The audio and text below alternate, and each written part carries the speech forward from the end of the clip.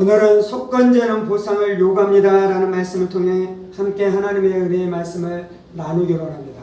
오늘 우리가 읽었었던 본문의 말씀은 속건제에 대해서 말씀하고 있는 것입니다. 히브리어로 속건제가 아샴입니다.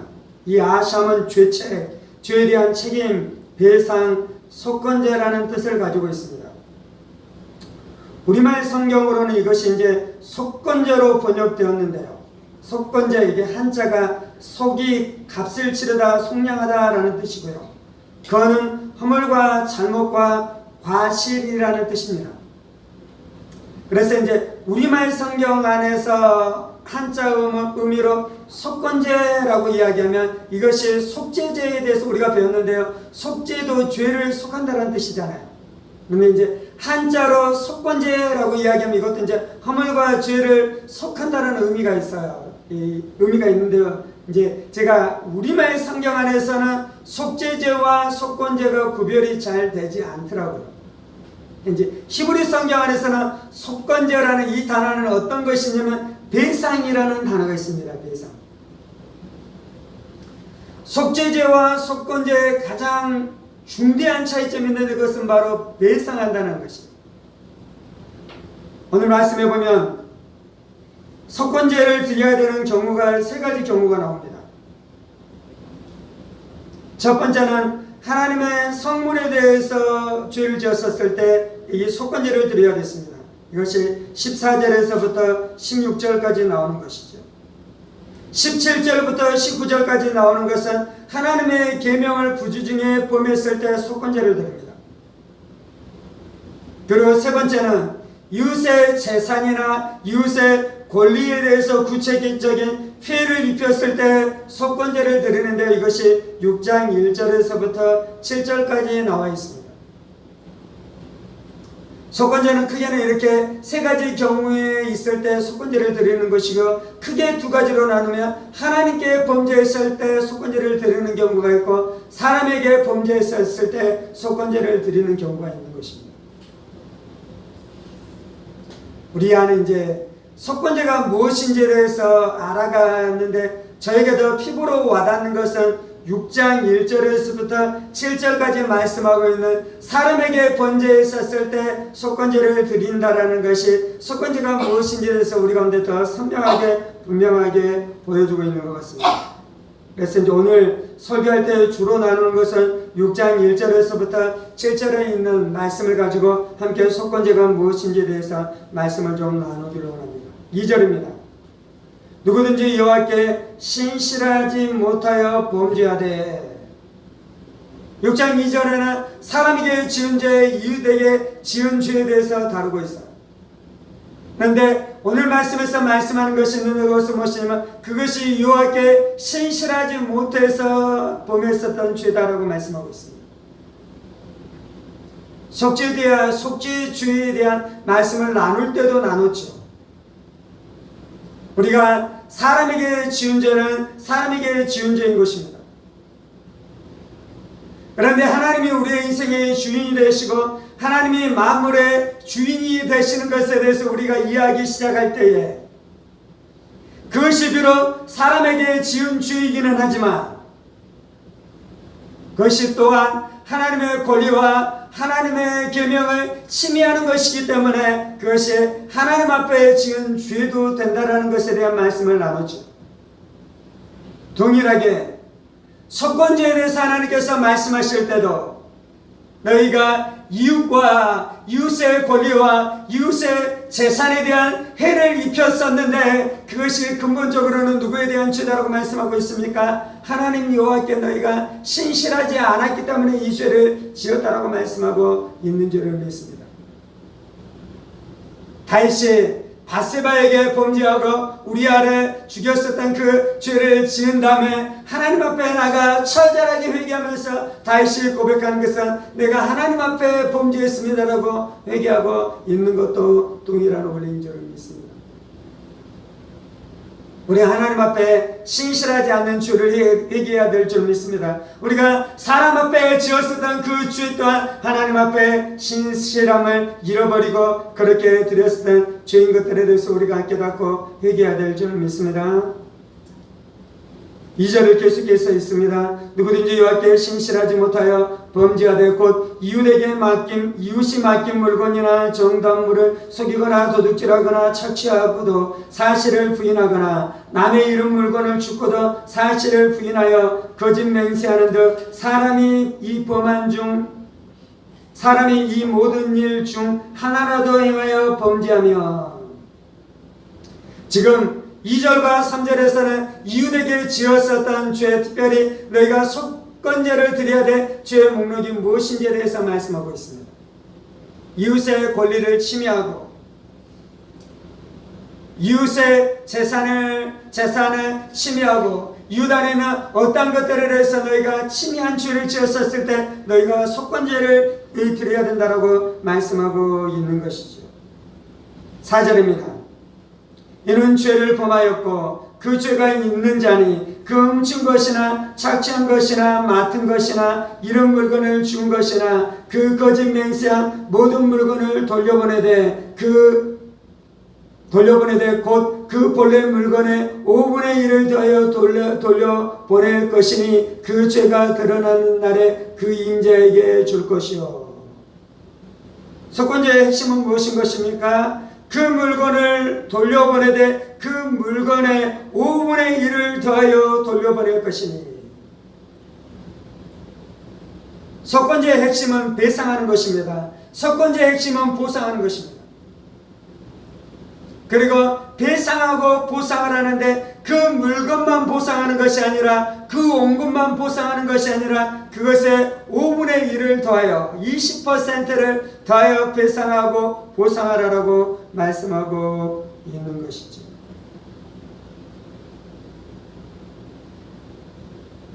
온금을 보상할 뿐만 아니라 그 온금을 가지고 그 사람이 누릴 수 있는 여러 가지 혜택들, 그것을 통해 그가 무엇인가에서 더 많은 돈들을 벌 수 있는 그 기회까지 너희가 보상하라고 말씀하고 있는 것입니다.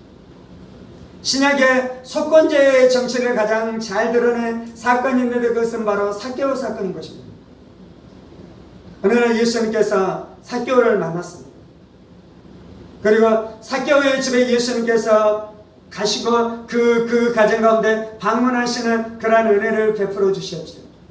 삭개오는 예수님 안에서 그 은혜를 누렸습니다. 그러자 삭개오가 고백한 것은 무엇입니까? 내 재산의 절반을 가난한 자들에게 내어주고, 그리고 내가 누구에게 토색한 것이 있으면 4배나 내가 더해서 그에게 갚겠습니다라고 고백하고 있는 것이죠. 속건제는 5분의 1만 더해서 주면 됐습니다. 근데 삭개오는 그렇게 고백하지 않지요. 삭개오가 부자였습니다. 삭개오가 많은 사람들의 사람들을 억울하게 하면서 그가 돈을 버는 영역들도 있었을 것입니다.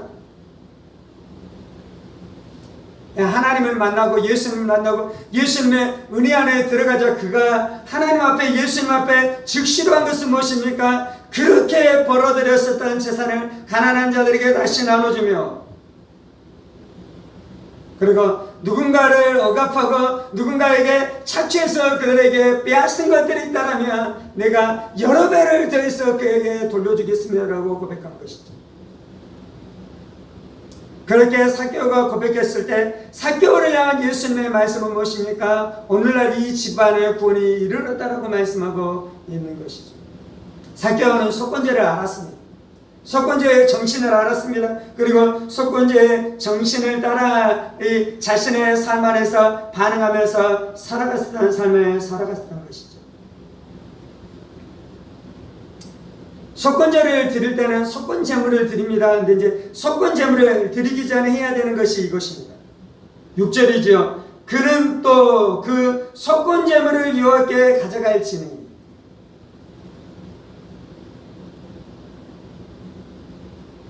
속건제물을 드리면서 하나님 앞에 예배하는 것이 먼저입니까? 아니면 내가 누군가에게 피해를 입혔었던 그 피해를 보상하는 것이 먼저입니까? 속건제가 이제 하나님 앞에 드리는 것이 있고요, 사람 앞에 드리는 것입니다. 하나님 앞에 드릴 때는 속건 제사를 드리는 것이 먼저입니다. 그리고 성물에 대한 보상을 하는 것입니다. 그런데 사람에 대한 속건 제물을 드릴 때는요, 사람 앞에 보상하는 것이 먼저이고, 그리고 이제 속건 제물을 드리면서 예배를 드리는 것이 다음입니다. 5절 하반절에는 이렇게 이야기하잖아요. 그 죄가 드러나는 날에 그 인자에게 줄 것이요. 주는 것이 먼저입니다. 보상하는 것이 먼저입니다. 그리고 6절에 그는 또 그 속건 제물을 여호와께 가져갈지니.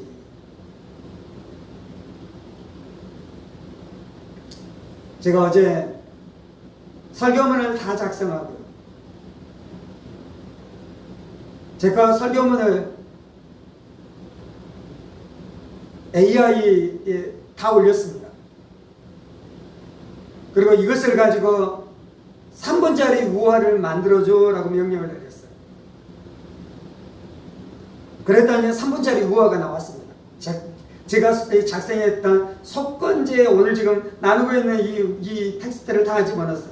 그랬더니 이 AI가 우화를 하나 뚝딱 만들어줬어요.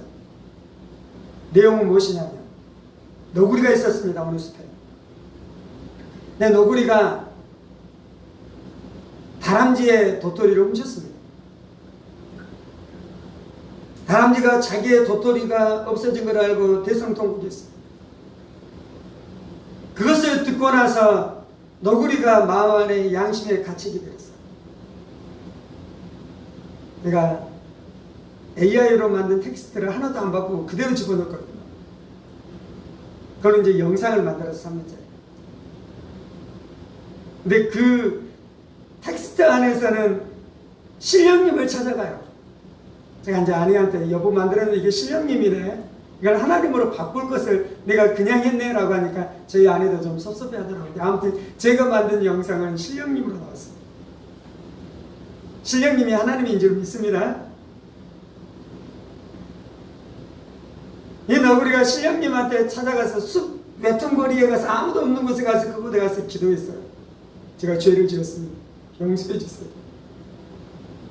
그랬더니 마음이 편안해졌어요.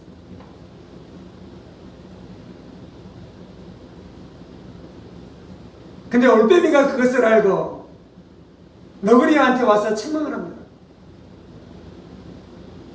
속죄제와 속건제의 차이를 네가 모르는구나.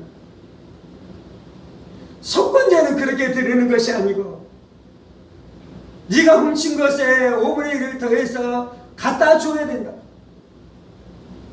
그러니까 너구리가 또 하세요. 나는 이미 하나님 앞에, 나는 이미 신령님 앞에 용서를 다 빌고 다 용서를 받았는데요. 그러니까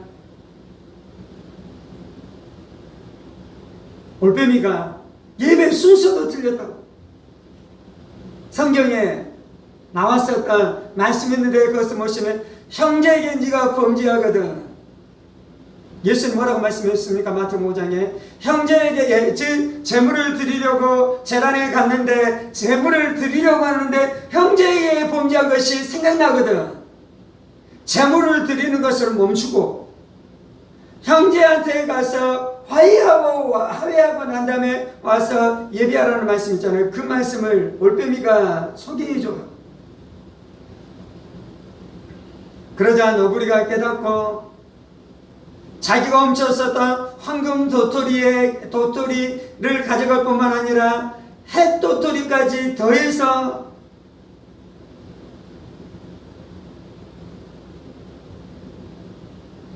찾아가요. 다람쥐에게.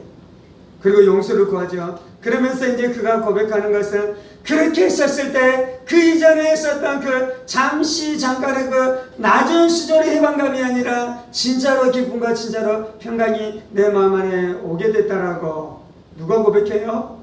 너구리가 고백해요. 혹시 그 너구리의 이름을 아는 분 있으셔요? 안 보셨군요. 그 너구리의 이름이 토리입니다. 성경은 우리 안에 속건제물을 드려야 된다고 말씀하고 있습니다. 그리고 이 속건제물은 단지 단지 구약에 속한 것이 아니라 이것이 신약 안에도 속한 것이다라고 삭개오 사건을 통해 예수는 우리 가운데 분명하게 말씀해주고 있는 줄을 믿습니다.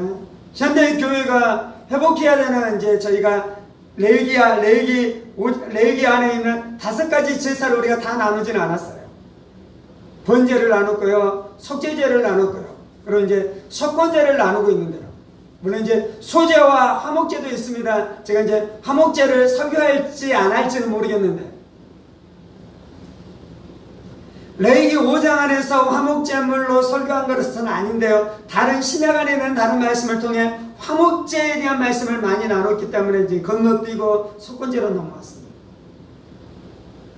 이 5가지 제사가 있는데 현대교회가 가장 놓치고 있는 제사 중에 하나가 있는데 그것이 바로 속건제라고 생각하고 있습니다. 벌써 20년이나 다 되었더라고요. 2007년에 이창동 감독이 만든 미량이라는 영화가 한국에서 이렇게 개봉이 됐습니다. 그때 기독교계 안에서 난리가 났어요. 이유는 무엇이냐면 이 영화가 너무 기독교에 대해서 부정적으로 다룬다는 것 때문이었어요. 그리고 그것 때문에 복음이 증거되는 것이 막힐 것에 대한 염려 때문에 이 영화에 대한 부정적인 여론들이 기독교인들 안에 있었습니다. 물론 이 영화를 부정적으로 받아들이지 않고 긍정적으로 받아들이는 또한 기독교인들도 물론 있기는 했겠죠. 만약에 이 미량이라는 영화가 한국 기독교를 의도적으로 왜곡했다면 이 영화에 대해서 저는 부정적으로 평가할 수 있다고 생각합니다. 그런데 이 영화가 한국 교회를 곡해하고 왜곡한 것이 아니라면, 곡해하고 왜곡하지 않고 진실일자로도 이것을 드러내면 한국 교회 안에 부정적이라고 생각하고 받아들이는 기독교인들이 있을지는 모르겠어요. 근데 이제 제가 가지고 있는 신앙 양심은 무엇이냐면, 그것이 만약에 진실이라면, 그것이 만약 사실이라면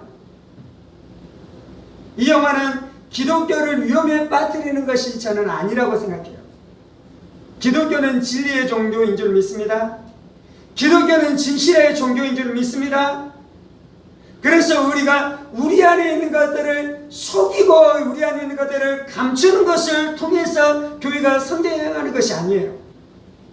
우리 안에 거짓들이 드러났다면 이것들을 깨뜨리고 진실과 진리 안으로 회복될 때 비로소 한국교회가 성장하고 붕괴되어지는 줄을 믿습니다.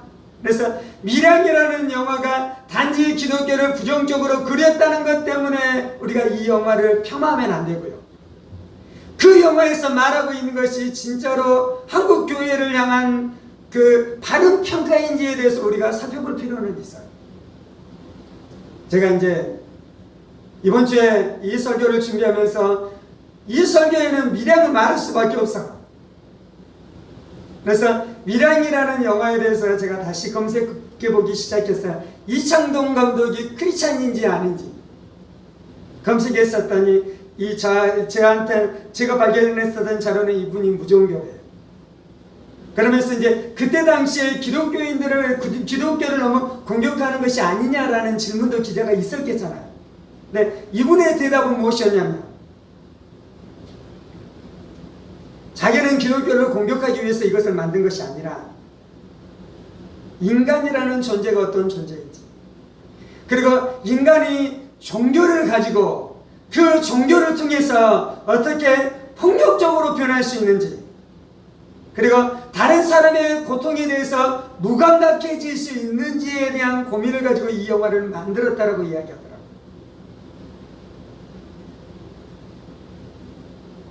불교를 가지고도 그것을 만들 수도 있었을 거예요. 근데 이분은 아마도 기독교를 가지고 이 소재를 가지고 만드는 것, 이 주제를 표현하기에 가장 적합했기 때문에 기독교를 선택한 것이에요. 무엇이냐면 종교 안에 이 위험성이 있어요. 그런데 특히나 기독교 안에 이 위험성이 또한 농후한 것이다 라고 말씀하고 있는 것이죠. 영화의 내용은 무엇입니까? 전도인이 주인공이에요. 전도연의 이름이 시내입니다. 시내.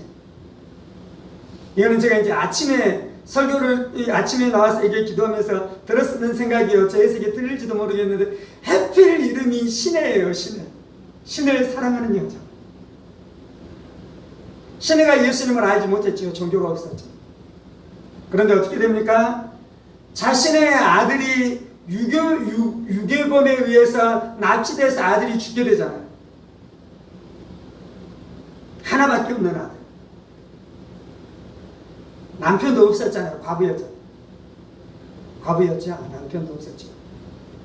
하나밖에 없는 애지중지 이 아들만 보고 키웠었는데, 이 아들이 초등학생 정도 됐나요? 유치원 정도 됐나요? 이 아들이 유괴범에게 끌려가서 죽임당하잖아요. 그러니 이제 자신의 인생은 완전히 무너진 것입니다. 자신의 인생은 완전히 끝난 것입니다. 그래서 그렇게 낙심과 절망 가운데 살아가다가 복음을 듣게 되잖아요. 주변에 있는 사람들에게 전도를 받게 되잖아요. 그래서 신앙을 갖게 되잖아요. 신앙을 가지면서 무슨 일이 일어납니까? 아들을 잃었었던 고통과 절망과 상실감과 허망한 마음에서 이 여인이 살아나기 시작하고 생기를 얻기 시작하잖아요. 그러다가 유괴범이 잡혀서 교도소 안에 있는데, 기독교 안에 용서라는 메시지가 많잖아요. 우리가 들었었던 가장 중요하고 유명한 사건은 누구인 것입니까? 손영원 목사님이 자신을 죽였었던 그 공산당의 세력들을 용서해 줬었다는 우리는 어마어마한 사건들을 우리는 간증들을 우리는 듣고 있죠. 그래서 신에도 그 사람을 용서해야 된다는 부담감 안에, 그리고 하나님의 은혜도 받고 신앙생활을 하면서 자신 안에 그 은혜가 임했을 것이라는 마음을 가지고 교도소를 찾아가죠. 교도소 안에서 무슨 일이 일어납니까? 면회실에서 자신의 아들을 죽였었던 유괴범을 만납니다. 그 사람의 이름이 도섭이죠. 근데 그 사람이 그 면회실로 막 나왔었을 때 그 사람의 얼굴 안에 평안이 가득했어요. 안식이 가득했어요. 그리고 그 사람이 신에게 꺼낸 말이 무엇이었냐면, 하나님이 이 죄인에게 찾아오셔서 마음을 열어주시고 제 죄를 다 용서해 주셨습니다 라고 고백하는 거예요. 이것이 이 영화의 가장 중요한 클라이막스고, 이것이 이 영화의 가장 중요한 전환점이죠. 그러면서 시내가 이제 나중에 오열하면서 절규하면서 외치는 무엇입니까? 내가 그 사람을 아직 용서하지 않았는데 하나님이 어떻게 먼저 용서할 수 있어요? 내가 아직 그 사람을 용서하지 않았는데 하나님이 어떻게 먼저 그 사람을 용서할 수 있어요? 그러면서 시내가 이제 어떻게 합니까? 기독교를 떠나잖아요. 기독교를 버리잖아요. 이때 많은 기독교인들은 어떤 글을 쓰기 시작했냐면요. 시내가 진짜 예수님을 만났을까? 시내 그 사람이 진짜 예수님을 만난 경험이 있을까? 그 사람이 진짜 구원을 받은 것일까? 십자가의 용서를 진짜 아는 사람일까? 라고 기독교인들이 질문하기 시작했어요. 그런데 기독교인들의 이 질문은 정당한 것이 아니에요.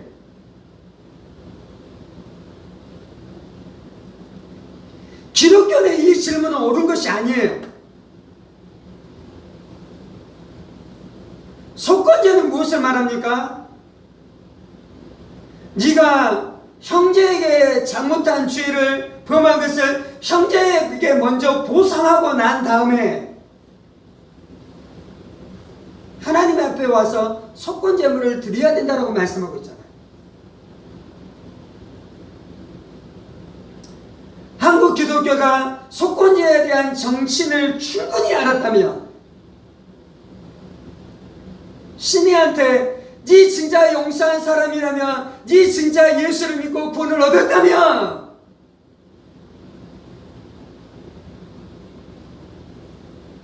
너 아들 죽인 저 사람 용서해 주는 것이 신앙이야 라고 말하는 것이 폭력이라는 거예요.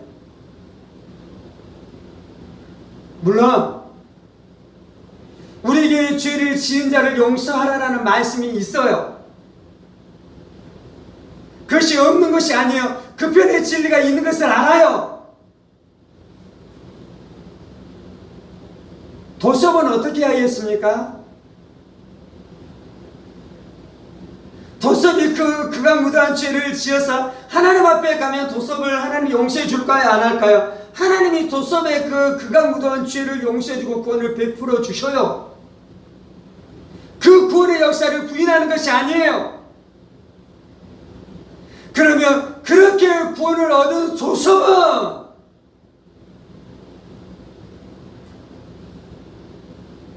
자식을 잃고 자신에게 찾아왔었던 신의를 향해서 하나님이 나를 용서해 주셨으니 나는 너무나 행복하고 나는 너무나 안식 가운데 있고 나는 깃털처럼 가벼운 마음으로 살아가고 있어요 라고 고백하는 것이 아니라,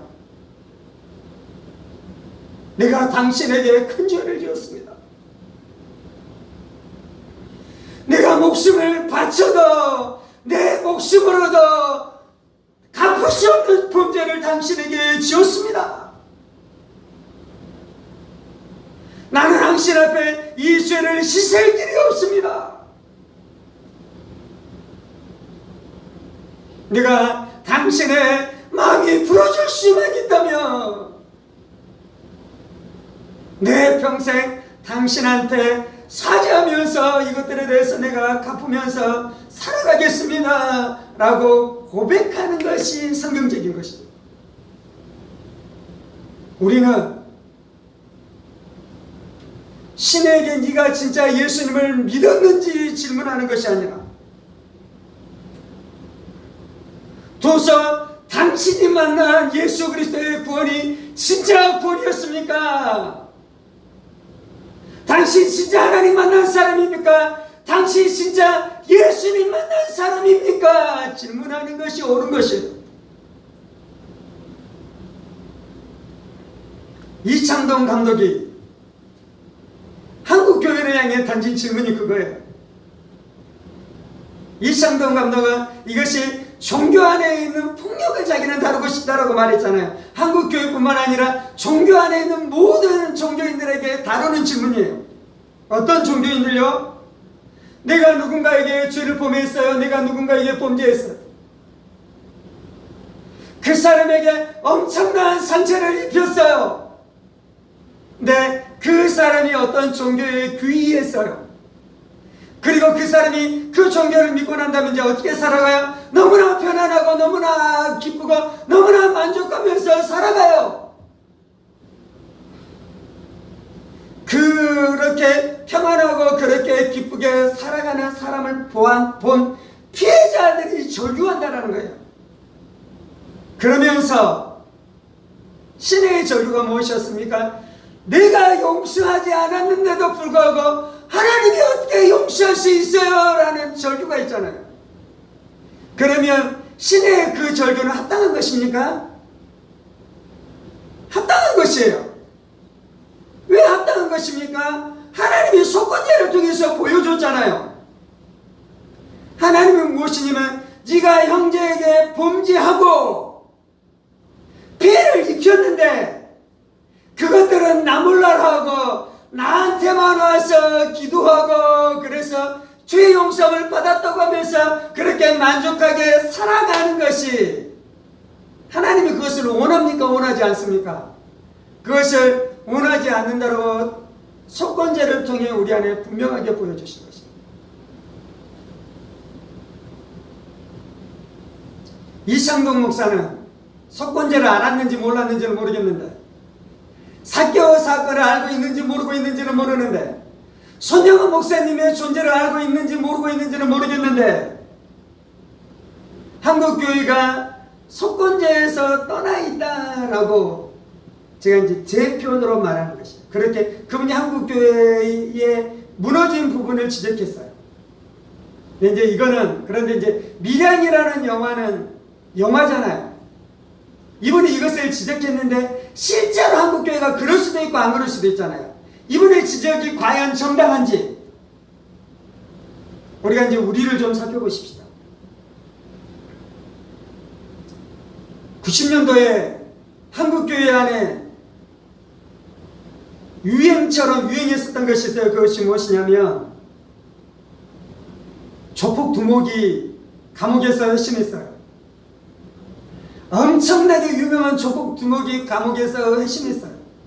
제가 알고 있는 사건만 해도 3가지 사건이요. 어마어마한 사건들, 전국구로 죄를 범했었던 어마어마한 조폭 두목이 감옥에서 회심했어요. 그리고 나와서 이제 어떻게 합니까? 나와서 어떤 사람은 나와서 신학대학교에 들어가서 목사가 되기도 했어요. 그리고 그 사람들이 목사가 되기 전에도 이제 무엇을 했습니까? 한국 교회를 돌아다니면서 간증 집회를 하기 시작했어요. 하나님이 이렇게 흉악무도한 죄인이었던 나의 죄를 용서해 주셨습니다 라고 간증 집회를 했어요. 이 간증 집회 안에 은혜가 있습니까 없습니까? 이 스토리 안에 은혜가 됩니까 안 됩니까? 은혜가 되잖아요. 거기까지는 좋았는데 그 사람들이 어떻게 됐습니까? 몇 년이 채 되지 않아서 그 3사람 다 동일하게 똑같은 죄 안에 다 다시 들어가기 시작했어요.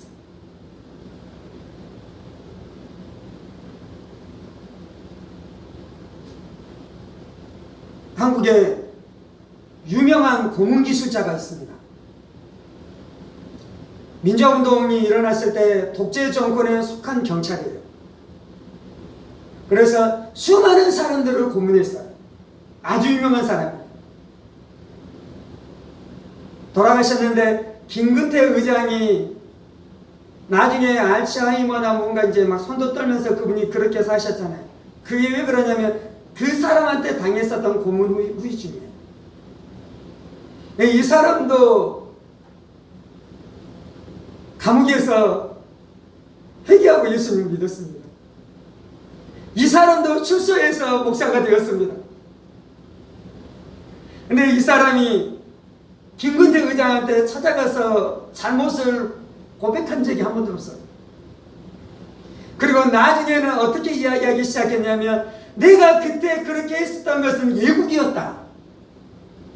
그 시대에는 다 그럴 수밖에 없는 것이다. 그 시대에는 그리고 나는 경찰 공무원으로서 나는 마땅히 해야 될 일을 했다라고 그분이 그렇게 이야기했어요.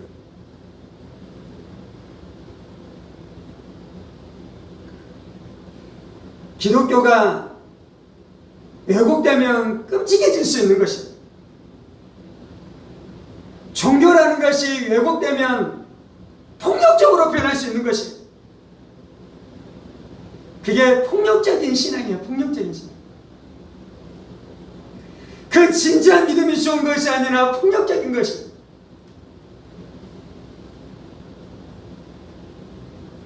우리에게 잘 알려진 나 같은 죄인 살리심, 어메이징 그레이스라는 아주 유명한 찬양이 있죠. 이 찬양을 누가 작사했냐면 존 뉴턴이라는 사람이 작사했어요. 1700년도에 살았던 사람이에요. 이 사람은 노예무역을 하는 영국 사람이었어요. 선장이었어요. 그래서 아프리카에서 많은 흑인들을 잡아다가 노예로 팔았어요. 어느 날 노예무역을 하기 위해서 배를 타고 가는데 큰 풍랑이 일었어요. 그래서 배가 뒤집어져서 마치 죽을 것 같은 그런 위협 안에 있었어요. 존 뉴턴 안에 두려움이 찾아오기 시작했어요. 그래서 존 뉴턴이 어떻게 하는 것입니까? 회개하면서 하나님의 자비를 구했어요. 하나님의 은혜를 베풀어 주셔서 그 배가 침몰하지 않고 살아났어요. 물론 그 사람은 곧바로 자신 안에 있었던 그 노예무역상을 다 버린 것은 아니에요. 그가 여전히 노예무역을 하는 잠시 어떠한 시간들을 지나갔어요.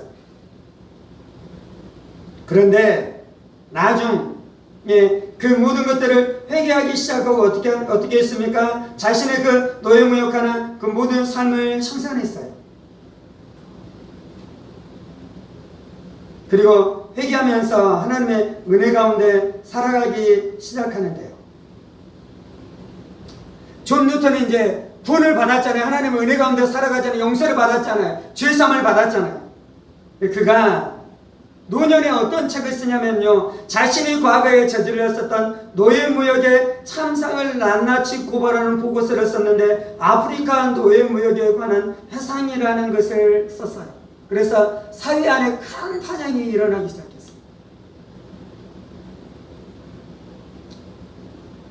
우리가 죄인 되었을 때 죄인된 우리를 하나님께서 용서해 주신 줄을 믿습니다. 그래서 우리가 죄책감과 정죄감 가운데 살아갈 필요가 없는 줄을 믿습니다. 우리가 구원을 얻었는데도 불구하고 죄책감과 정죄감을 우리 가운데 심어주는 어떠한 것들이 있다면 그것은 귀신들로부터 오는 것인 줄을 믿습니다. 그것들을 몰아내야 될 줄 믿습니다. 근데 그것을 다 몰아냈었던 존 뉴턴이 하는 것은 무엇이냐면, 여전히 자신이 과거에 저질렀었던 그 끔찍한 죄악들에 대해서 고백하면서 살아가고 있는 것입니다.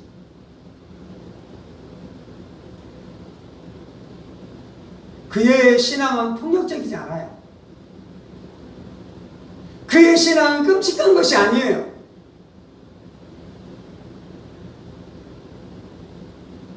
그런데 하나님이 나에게 모든 죄를 다 용서해 주셨으니 자기가 과거에 저질렀었던 그 죄에 대해서도 아무것도 아닌 것처럼, 물론 그 모든 죄들을 하나님이 다 해결해 주셨음에도 불구하고 존 뉴턴은 평생 흑인들에게 미안한 마음을 품고 살아가야 하는 것이에요. 뿐만 아니라 존 뉴턴은 윌리엄 윌버퍼스의 영적인 멘토가 됐습니다. 윌리엄 윌버퍼스는 누구냐면요, 영국 안에 있는 노예 제도를 정치적으로 종식시킨 정치인이에요. 존 뉴턴은 노예 제도, 노예상의 선장되었던 죄를 회개해서 구원을 얻었을 뿐만 아니라 평생 동안 어떻게 하는 것입니까? 속건제를 드리는 것처럼 이 노예 제도가 영국 안에서 끊어지도록 자신의 삶을 드리고 자신의 재산을 드리고 자신이 정치인들을 후원하면서 어떻게 하는 것입니까? 이것에 대한 이것이 해결되도록 자신의 삶을 드리면서 살아갔다라고 우리 안에 말씀해주고 있는 줄 믿습니다. 예수님이 속건제물로 육절에 죽으셨어요.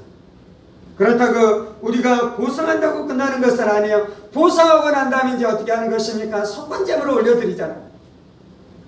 내가 무엇인가 보상한다고 되는 것이 아니에요. 보상했다고 우리의 죄가 없어지는 것입니까? 보상하고 난 다음에 하나님 앞에 속건제물을 올려드립니다. 이사야 53장은 이사야가 700년 전에 예수님에 대해서 예언한 말씀이에요. 그 말씀 안에 예수님을 어떻게 표현하냐면 예수님이 속건제물이었다라고 말씀해요.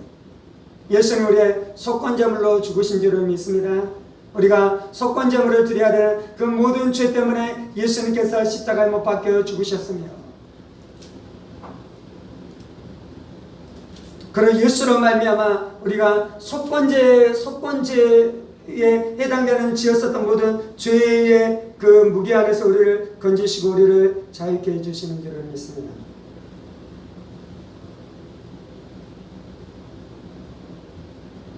살인자는 목사가 될 수 없다라고 말하는 게 아니에요. 살인자도 목사가 될 수 있는 줄을 믿습니다. 어떠한 죄를 지었었던 그 모든 사람들이 하나님의 자유와 해방 가운데 살아가야 되는 줄을 믿습니다. 그거 하고요, 내가 누군가를 해치고 누군가에게 상처를 입히고 누군가에게 피해를 입혔었다라면 용서받은 은혜를 입은 자들은 그들의 피해를 보상하는 삶을 살아가야 되는 것입니다. 이것이 진짜 기독교인 줄 믿습니다. 이것이 진정한 기독교인 줄 믿습니다. 안타깝게도 한국교회가 치명적으로 무너진 부분은 이 영역이라고 생각합니다. 그리고 단지 이제 우리 안에 속건 재물의 영역이 아니라도 이 영역이 우리 안에 들어오면요, 이 진리가 우리 안에 들어오면요, 우리의 신앙이 폭력적이지 않아요. 제가 폭력적이라고 표현하는 것이 이해가 되시나요? 도섭의 신앙은 폭력적이에요. 도섭의 신앙은 신이한테 몹시 폭력적이었어요. 제가 교도소 사역은 하지는 않는데 아마도 교도소 사역을 하게 되면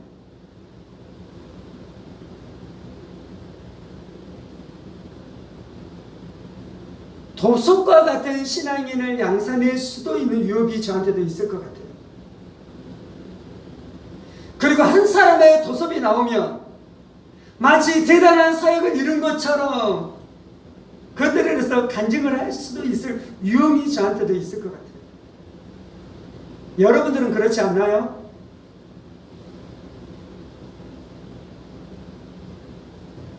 이것이 지금 우리의 한계예요.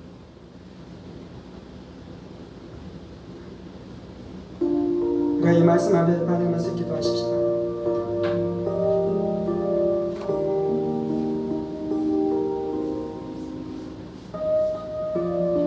하나님 아버지, 속건제에 대한 진리 안에서 우리가 자유롭지 않습니다. 아버지, 속건제에 대한 진리 안에서 한국교회가 자유로운 것이 아닙니다.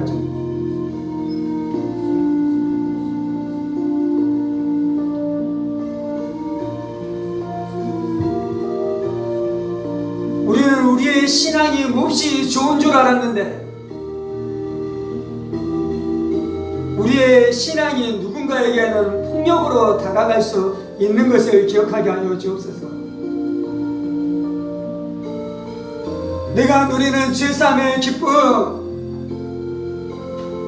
내가 누리는 용서의 기쁨, 내가 누리는 해방의 자유, 이것이 내가 상처를 입혔었던 그 누군가에게는 폭력으로 느껴질 수 있는 것을 우리가 기억하게 하여 주옵소서. 주님,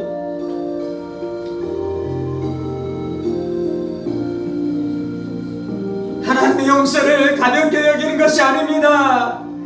예수의 죄사함을 평안하는 것이 아닙니다. 하나님의 용서의 은혜를 가볍게 말하는 것이 아닙니다.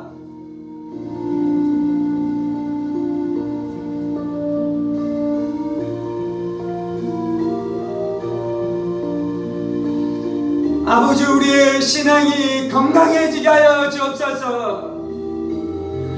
우리가 진리를 다방면으로 보게 하여 주옵소서.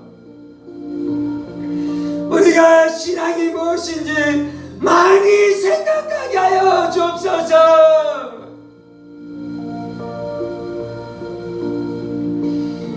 기독교인이 어떤 측면에서는 무식하면 안 돼요. 기독교인이 진리의 측면에서 무식하면 안 돼요. 여기서 무식하다라는 것은 학벌을 이야기하는 것이 아니에요. 서울대학교 나와도 무식할 수 있어요. 명문대 나와도 무식할 수 있어요.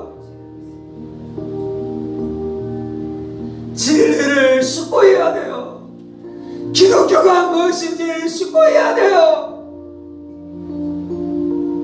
속건제가 무엇인지 숙고해야 돼요. 아버지, 우리의 신앙이 누군가에게 폭력이 되지 않게 하여 주옵소서.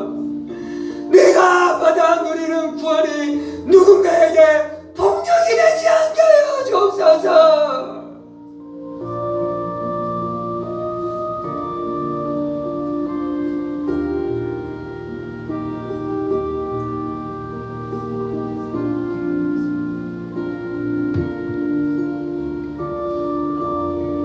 아버지, 우리의 이기심이 깨어지게 하여 주옵소서. 속건제로 나갈 수 없는 것은 이기자기 때문입니다. 이기심 때문입니다. 자기만 알기 때문입니다. 자기만 중요하기 때문입니다.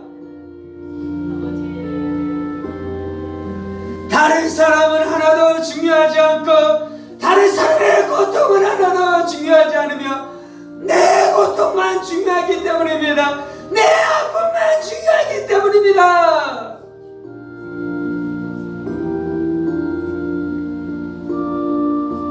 우리가 이기적이어서 기독교를 너무나 수준 낮게 만들었습니다. 기독교인들이 이기적이어서 밀량이라는 영화를 통해 비판과 비난을 받을 수밖에 없도록 우리가 행동했습니다. 주님,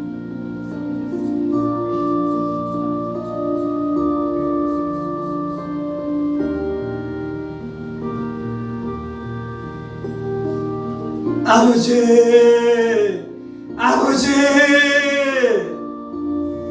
예수 믿는 것은 그냥 되어지는 것이 아니에요. 예수 믿는 것은 얼렁뚱땅되는 것이 아니에요. 예수 믿는 것은 쉽게 이루어지는 것이 아니에요. 진리가 무엇인지, 기독교 교리가 무엇인지, 구원의 도가 무엇인지 주여 말씀 앞에 엎드리게 하여 주옵소서. 철저하게 엎드리게 하여 주옵소서. 철저하게 엎드리게 하여 주옵소서.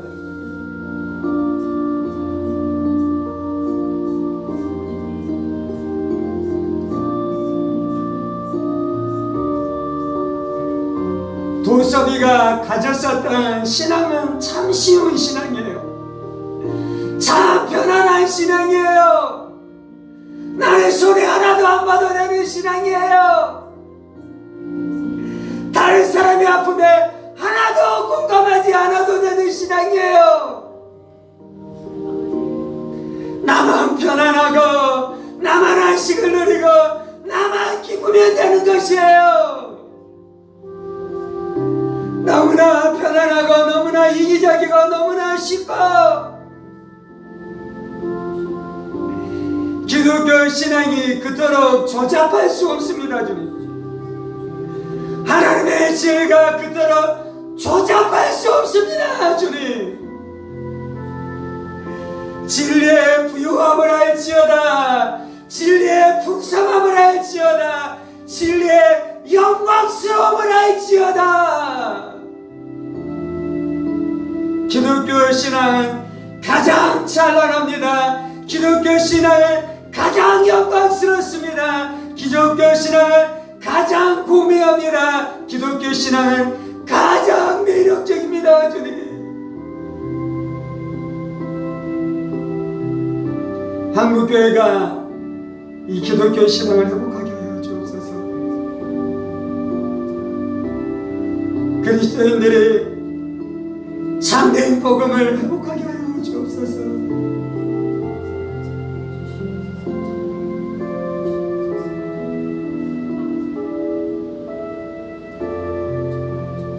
세상 사람들이 크리스천들을 향해 외치고 있습니다. 내가 아직 용서하지 않았는데 하나님이 나와 상관없이 왜 용서해 주셨어요?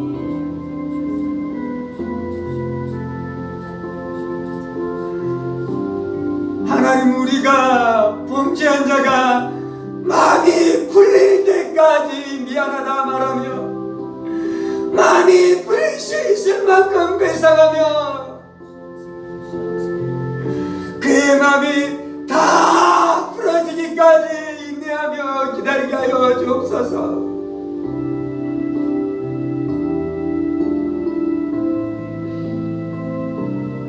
내가 하나님 앞에 할 일을 다 했으니 네가 어떻게 반응하든지 나와는 상관이 없다라는 식으로 반응하지 않게 하여 주옵소서. 그것은 속건제의 정신이 아닙니다. 그것은 참된 기독교가 아닙니다. 이렇게 누리는 안식은 가짜입니다. 속이는 것입니다.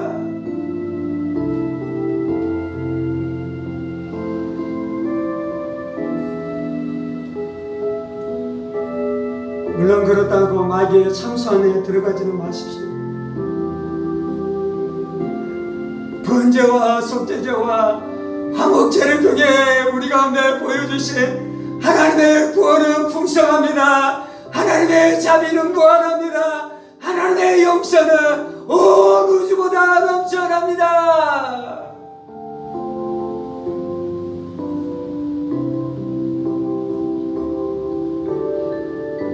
그 용서를 받는 자들은 잔인해질 수 없습니다. 괴팍해질 수 없습니다. 폭력적일 수 없습니다. 하나님, 우리가 사람들에게 부드럽게 하여 주옵소서. 꼭 속건제에 해당되는 사람뿐만 아니라 이웃들에게 겸손하게 하여 주옵소서. 이웃들에게 부드럽게 하여 주옵소서.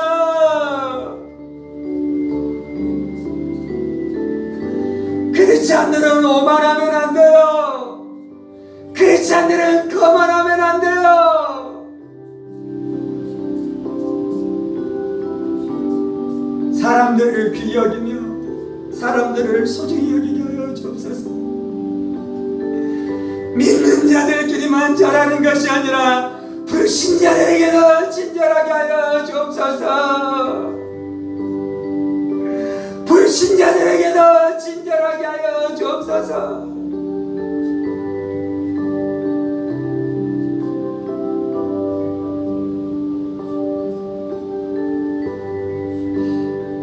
그것이 속건제를 아는 인격입니다. 그것이 속건제를 아는 인격입니다.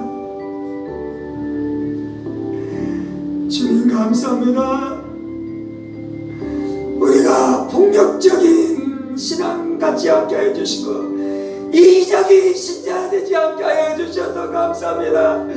거만한 자 되지 않게 하여 주셔서 감사합니다.